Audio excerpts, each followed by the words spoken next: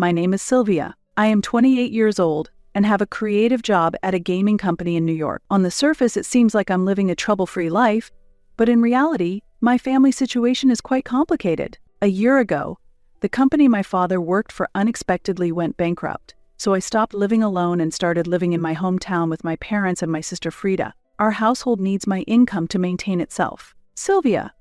Frida said she wants pork steaks for dinner tomorrow night. My mother started the conversation. I sighed inwardly and replied, "Oh, and we are running out of money for food. We can't even afford to buy pork loin. Can you contribute a little more to the food budget?" I frowned and said, "We're already out of food money for this month. It's not even halfway through yet, though." That's when Frida joined the conversation. "Big sis, you're not contributing enough for food." "What are you talking about?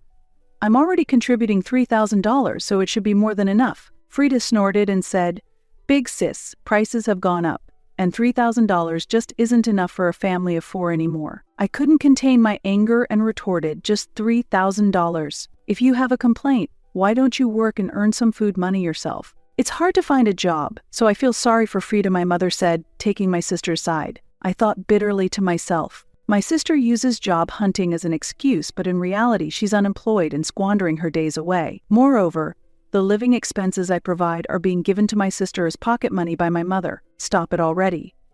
If it's really that difficult to live, how about we sell this house and move to Mom's hometown? We might find work there, and life could be. No way. I don't want to go back to that hometown. My mother immediately opposed the idea. Our grandmother runs a successful Italian restaurant in Queens where we could work, and with free access to delicious pizza and pasta, our lives would certainly be easier. However, grandmother is very strict, and especially when it comes to making pizza, she becomes even stricter. My mother dislikes this and tries to avoid the physical labor of making pizza. My father always says this. Why do we seek grandmother's help so quickly when we are all trying to support this life together? That is what you call being spoiled. I wanted to scream inside. It's ridiculous to say that I, who earns the living expenses, am spoiled when I have a sister who does not want to work. I think Frida should look for a part-time job too. She is already 26, and there are many people who work part-time while job hunting, I suggested. But my mother quickly argued against it. No, Frida is helping around the house, so she doesn't have time for a part-time job. What? What are you talking about? I have never seen Frida do any housework, my father interjected. Frida carries the dishes to the sink after meals and does her own laundry. Sometimes she even massages my shoulders. I began to feel angry. The housework that my father describes Frida doing is something even an elementary school child could do. In contrast, I get up early every morning to prepare breakfast for the entire family and make my father's lunchbox. Additionally, I support our finances and take care of tax payments. Still, my parents have always favored Frida. She has been favored since we were children. I am considered pretty too, but Frida has a more refined face and is charming, which is why our parents have always treated her specially. Actually, one might think I should leave such a situation soon, but due to complex circumstances, it's not easy for me to move out, and I live with daily stress. Days passed, and I initially did not realize that my sister had left the house. I thought she was just going out as usual, but the next day, and the day after that, she was nowhere to be found. Realizing this, I began to have suspicions. Just then, as I was returning home and heading to my room, I heard an astonishing conversation from my parents in the living room. "I can't wait for the souvenirs from Hawaii. Frida is really lucky. Right now, she must be relaxing on the beautiful beaches of Hawaii and enjoying meals at delicious restaurants. I want to go to Hawaii too. Maybe we should go together next time." I couldn't help but interrupt. "Wait, what are you both talking about? Are you saying Frida is in Hawaii right now?" My parents responded with puzzled expressions. Yes, that's right. I couldn't keep up with this unexpected development. But how can she afford the trip?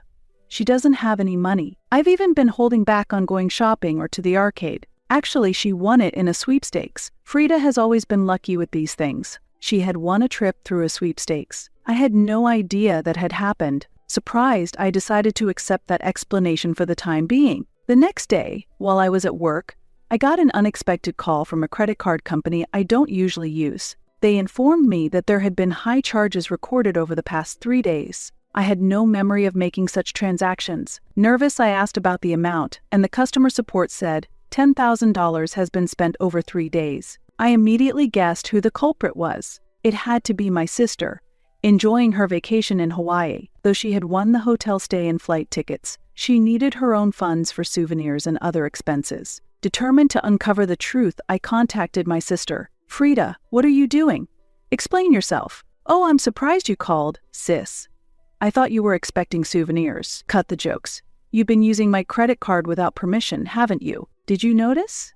"It was an oversight," she replied nonchalantly, and my anger surged. At the same time, I regretted not realizing sooner that someone had entered my room. "What are you thinking?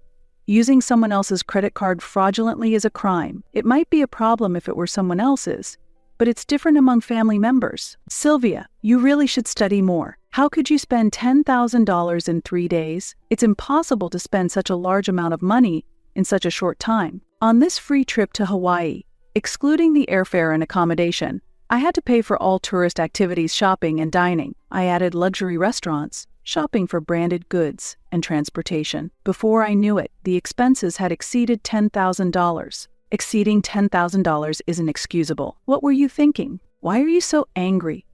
"I used the card because it was about to expire. That's why, sis. I'll leave the payment to you," she said cheerfully before hanging up. This incident was so sudden that I was left speechless. After that, she kept contacting me, but I decided not to respond at all. Eventually, she left a message on my answering machine. It seems I've gone and done it. I'm truly foolish." I couldn't help but laugh. In the evening, when I returned home, my parents hurried to greet me. "Welcome back. How can you act so nonchalantly? Frida is in a tough situation. Why did you stop the card? She's in trouble." "So what?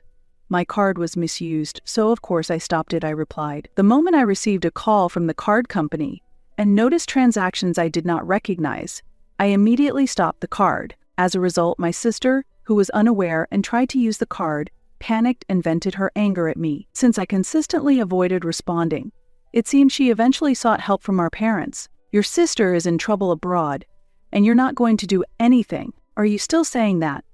Just because we're family, it doesn't mean it's okay to casually use someone's card to spend $10,000. I don't think you should be indifferent to that. How cold can you be? It's because of that attitude you never get to go on trips. She intended to buy souvenirs for us with the card. What's the problem with that? You're both unbelievable. How can you come to such a conclusion? You shouldn't be sleep-talking in daytime. Can't you two think normally? She is thinking of us and trying to have fun. Can't you be more thoughtful? Thoughtful? Can you still say that after hearing this message?" At that moment, I pulled out my smartphone and played the message left on the answering machine by my sister. "Make the card usable, you miser. Our parents' cards are already maxed out and can't be used for payments. Being so stingy about giving me pocket money for a trip, how useless can they be?" After hearing my sister's angry voice on the answering machine, my parents' anger quickly faded, and they hurried to their room to check the status of their cards. A few minutes later, I heard my parents screaming in panic. When I went to see them, their faces were red with intense anger. "I can't believe Frida used my card without permission. After all the nice things I've done for her, she even took the bank book and cards. I'm shocked by such betrayal." I coldly retorted, "Oh, wasn't that supposed to be a kind act by Frida to buy souvenirs? You said she was trying to have fun for us, right?" "Yes, that's right. But our money is still safe, right?" my parents muttered ambiguously. Seeing my parents' attitudes change once they knew their assets were safe, I could not hide my disappointment. Then why don't you increase the card limit and expedite the repayment so she can use it again? Why don't you let the kind Frida, who tried to buy souvenirs for you, have it? That's not possible, because we have no savings left. What will we do? Frida is in trouble without being able to eat or drink. After the commotion, my father suddenly pleaded with me. "Sylvia, we will start anew. We vow to keep supporting this family together. So please, help Frida." "What are you talking about?" "Everyone. Does that even include me?" Moved by my father's actions, my mother also knelt before me. While I was momentarily confused, I said mockingly, "It's a bit late for apologies now," and my mother simply pleaded with me earnestly. "I will also change my ways.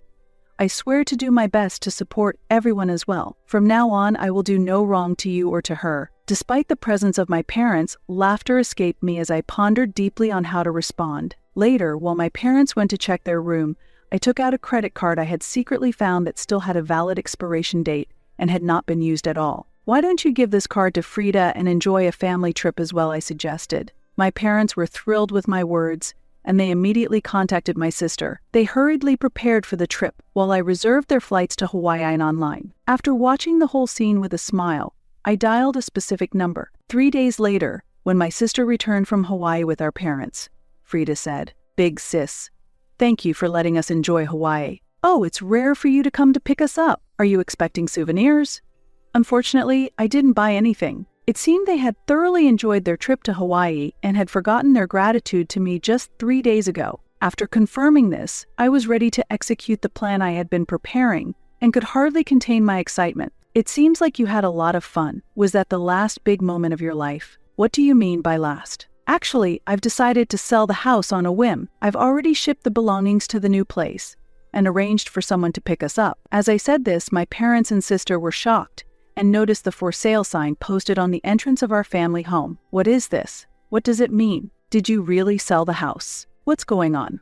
In front of their astonished faces, I elaborated further. Actually, a real estate agent who is a friend from my university was interested in this land and had been asking to sell the house and land together for a while. I had always refused to sell because I thought maintaining this house, which was not built by our grandmother, was more cost-effective. Taking a breath, I continued. "However, I recently changed my mind. I realized that by selling this house and starting to live alone again, I could gain financial and mental freedom. That's why, while you guys were away, I confirmed my decision to sell with the real estate agent." "What? Selling it on your own is illegal?" "That's right.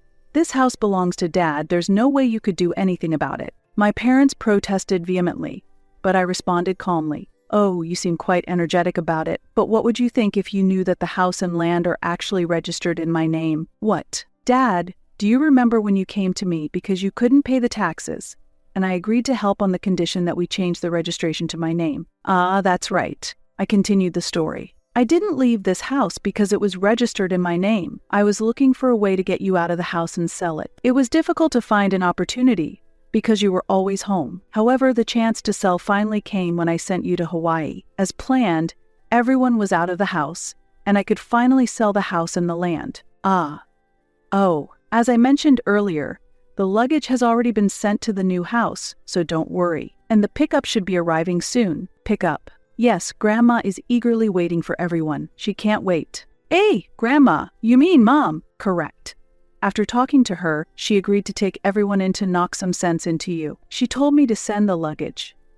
Everyone, get ready for daily pizza making and cleaning." My parents and sister were shocked. "We can't go to Grandma's." "That's right, we don't want to go." "Ah, I see. Well, you can do as you like. But without a house or jobs, how are you going to live? There's also the payment for that card. How are you going to pay such a large amount?" "What are you talking about?" "The card is in your name. You thought it was in my name." "Be careful, it's under a different name," I said. "Eh?" No way. My mother was startled. She took out the card I had given her and checked the name, losing color in her face. "Wait, this card is in Frida's name. The credit card I gave you was actually found in Frida's room. It was the first card she got when she started working, but she quit soon after saying the job wasn't a good fit. And it seems she hadn't used it. What I've spent too much. What should I do about this?" "What should you do, you ask? Since it's your name on the card, you have no choice but to pay. And make sure you earn enough to cover the stay, all of you, without causing trouble to Grandma." Frida resisted until the end, but our parents, having no other option, silently awaited Grandma's arrival. Accompanied by Grandma, they headed to her house and restaurant in Queens. There, under the strict guidance of Grandma and the veteran employees, they were taught to work, even as they shed tears. The $10,000 fraudulently charged to my card was repaid to me by Frida under Grandma's strict orders. Although I planned to settle everything by selling the house and land, Grandma managed to recover the living expenses I had paid previously and even took a portion of my parents' salaries to be transferred to me. Later, I moved to an apartment closer to my workplace and was able to start living alone again. The new life is going smoothly, and I am enjoying peaceful days, looking down at the city at dusk from the balcony. I felt relief from the long-felt pressure and a slight sense of loneliness. At that moment, the phone rang, and I hesitated a bit when I saw Grandma on the display. "Hello, Grandma," I answered, and she checked if I was doing well. "Yes, I'm fine," I replied. "That's good. Actually, it's about Frida and the others. They are starting to change significantly, especially Frida, who has begun to actively help with work. It also seems that your parents are gradually reflecting," said Grandma. She continued, "Sylvia, It must have been tough. I believe I understand how you feel. Sometimes family can be a burden, yet it is also something we should support. I hope you can forgive them someday. I listened to Grandma's words. Her voice carried hesitation and anxiety, but also a significant resolve. There's no rush. Take your time and think it over until your heart settles, Grandma said kindly. I nodded deeply. Understood, Grandma. I'll take my time and reconsider everything, I replied, and then quietly hung up the phone. As I looked out the window at the urban landscape, the sun slowly set on the horizon, and the darkness of night gradually enveloped the city. In the quiet of the dusk, a whirlwind of emotions churned within me. While anger and sadness still lingered, a small spark of hope for the future had begun to emerge. Returning to my room, my eyes were drawn to a family photo. In the photo, a young Frida and I smiled along with our parents. Looking at those happy faces, I nostalgically remembered the joyful days of the past and thought, if only we could return to those times, but reality quickly pulled me back. As time passed, my life gradually began to regain its old rhythm. At work, I was appointed the leader of a new project, and personally, I started to lead a fulfilling day-to-day life. One evening, after finishing the day's work, my cell phone suddenly rang. Hesitating slightly at the unknown number, I answered. Hello, this is Sylvia. It's me. Frida came, a voice different from the confident, arrogant tone of the past, now soft yet unstable. Unable to hide my surprise, I asked, Frida, what's wrong? Did something happen? Sorry for calling out of the blue. Actually, I want to meet you in person. I want to talk to you, Frida said quietly. Her words carried a humility and a sense of growth that I could never have imagined from the old Frida. Why do you want to meet? I asked, quietly waiting for Frida's next words. Frida's voice, though trembling, was calm and sincere, indicating her growth. Big sis, I want to apologize from the bottom of my heart. I felt that a phone call wouldn't sufficiently convey my feelings, so I want to meet you in person to truly and earnestly apologize. Her words were earnest. Without interjecting, I quietly listened to her. If you feel it's difficult to meet me, that's okay too. Your feelings are what matter most to me, Frida continued. After a moment of silence, I finally spoke. All right. If that's the case, let's meet next Saturday at 2 p.m. at the cafe in front of the station. Really, that makes me so happy. Thank you, big sis. Relief was evident in Frida's voice. After hanging up the phone, I took a deep breath for a while to sort out my emotions. Despite questioning whether the choice I had just made was truly right, I harbored a hope that meeting her might change something. On the day of our meeting, I arrived at the designated cafe earlier than planned. Upon reaching the cafe, I could feel my heart racing, my chest tightening with a mix of anxiety and anticipation. As the clock's hands moved slowly, and just a little past the agreed time, the cafe door opened slowly, and Frida appeared. She looked different, with a simple yet earnest expression. Her face was without makeup, her attire simple, and most notably, her eyes conveyed a resolute change. She approached my table slowly and began to apologize quietly. Big sis, I am truly, truly sorry. At that moment, I could physically feel her change and was momentarily unsure how to respond. Frida, I began, and she continued her words, holding back tears. While working at Grandma's house for the first time, I realized how much I had relied on you, how much I had taken you for granted. I finally understood how hard it has been for you, always suppressing your own desires to support us, the family. Frida, with tears streaming down her face, reflected on her past actions and repeatedly offered heartfelt apologies on the spot. Frida detailed how much she had relied on me in the past and the lessons she learned at our grandmother's house. Her story revealed many insights about her relationships with our parents and her self-awareness. I just sat quietly, listening to her words. Each word seemed to dissolve the long-held anger and sadness in my heart. As her story progressed, I could feel the heavy emotions inside me gradually lighten. Thank you, Frida.